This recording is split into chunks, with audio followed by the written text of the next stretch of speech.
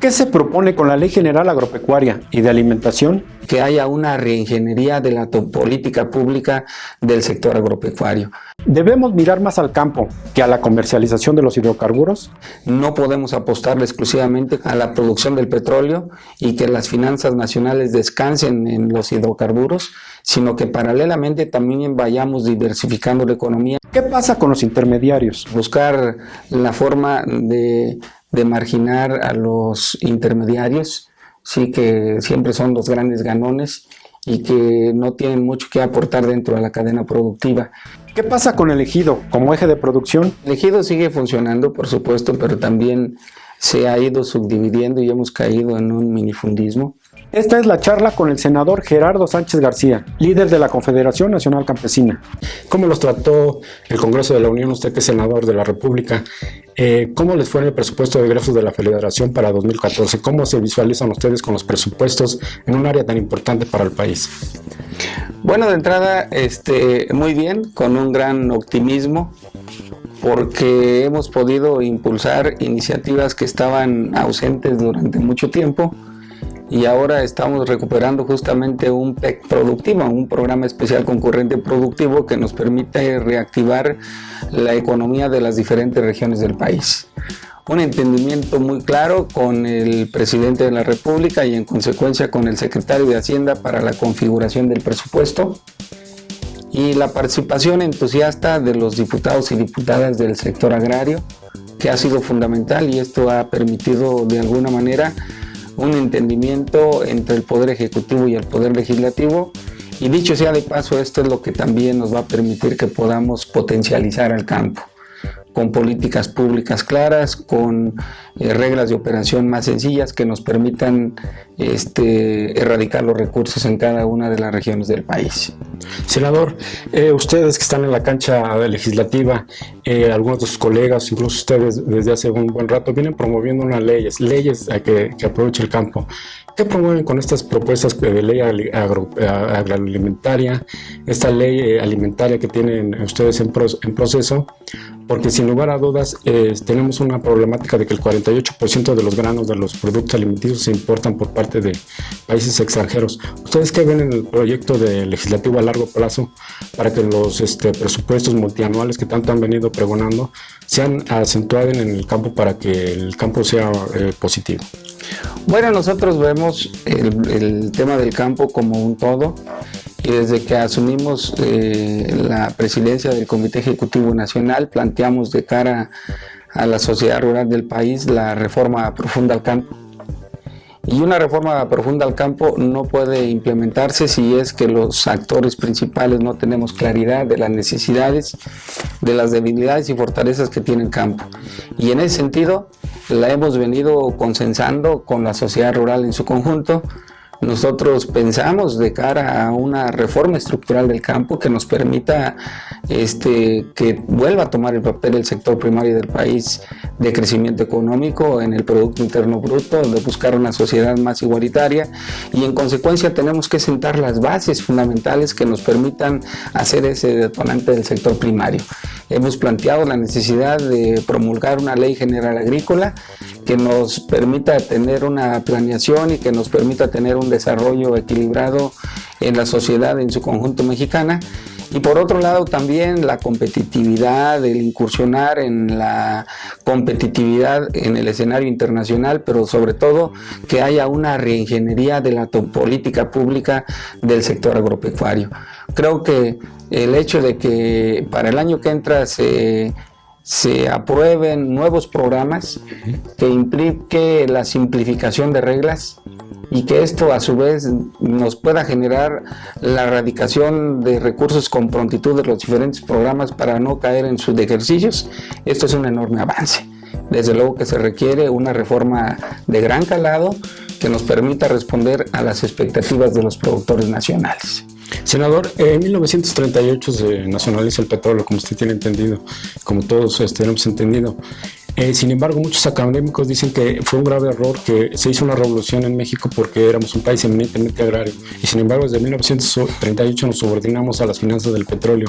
Llegó el momento de darle un poco más de luz, de más amplitud al campo en México, porque seguimos un poco con el estilo abajo de los precios del petróleo, que se comercializa, que se hace la reforma, ¿no? Pero sin embargo, uno de los grandes sectores, nosotros fuimos un país eminentemente agrario y aún así no seguimos teniendo la vocación. Es el momento de mirar al campo para darle proyección a este país en sus finanzas. Creo yo que el sector primario del país va a jugar un rol muy importante. Primero, tenemos 12 años de abandono del sector primario. Ahora nos damos cuenta de que el presupuesto de egresos para la Federación es histórico. Y en consecuencia, al ser histórico, pues también el programa especial concurrente crece. No estamos decreciendo, iniciamos en ascenso, y en consecuencia son las señales del gobierno de la República de que le interesa el campo en nuestro país. Partiendo de ello, creo que tenemos que buscar nosotros participar también de manera propositiva, de forma tal que el sector primario del país sea protagonista en el desarrollo nacional. No podemos apostarle exclusivamente, coincido contigo, Norberto, a la producción del petróleo y que las finanzas nacionales descansen en los hidrocarburos, sino que paralelamente también vayamos diversificando la economía, y creo que esta es una coyuntura muy importante para que el campo pueda florecer y que también pueda ser mayormente protagonista en el desarrollo de la economía nacional.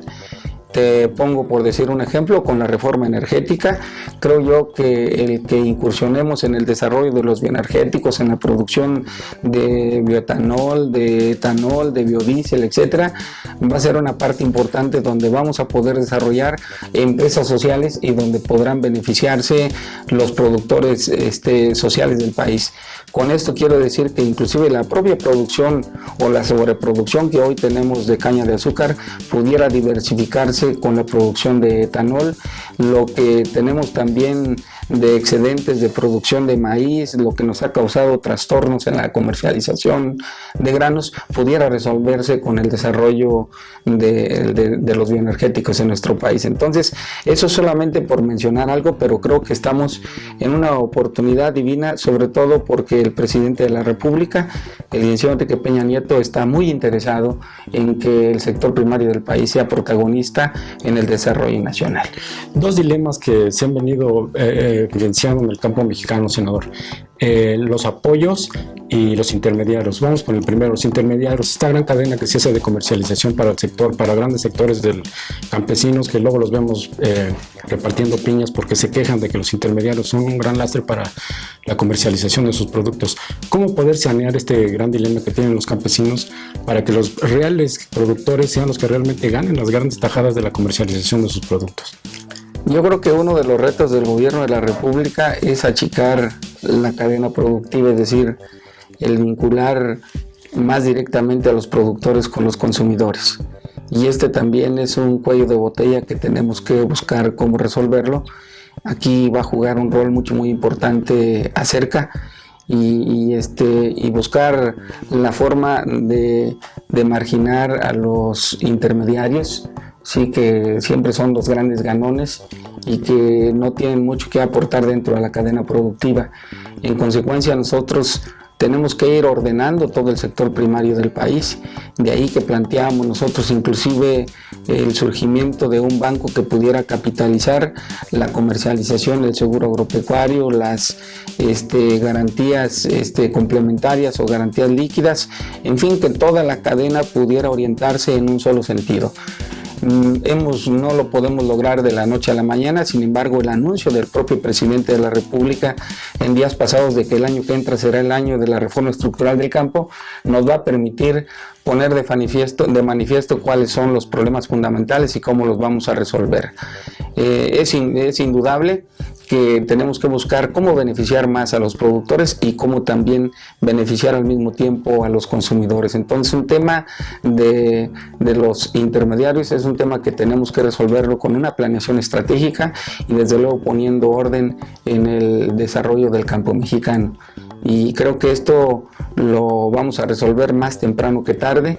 Hoy el implementar agricultura por contrato nos permite justamente que haya una mayor certidumbre, que no haya este intermediarismo y que puedan beneficiarse más los productores y en consecuencia también los consumidores al tener una mayor estabilidad de los precios.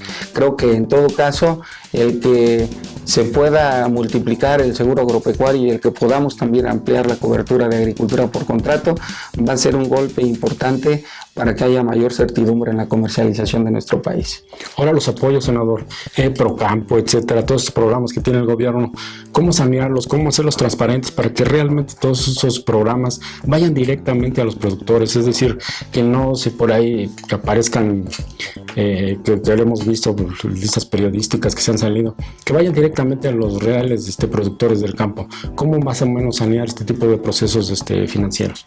Bueno, creo que en paralelo al incremento de recursos al programa especial concurrente y al programa productivo del campo, también tienen que ir tomándose algunas correcciones.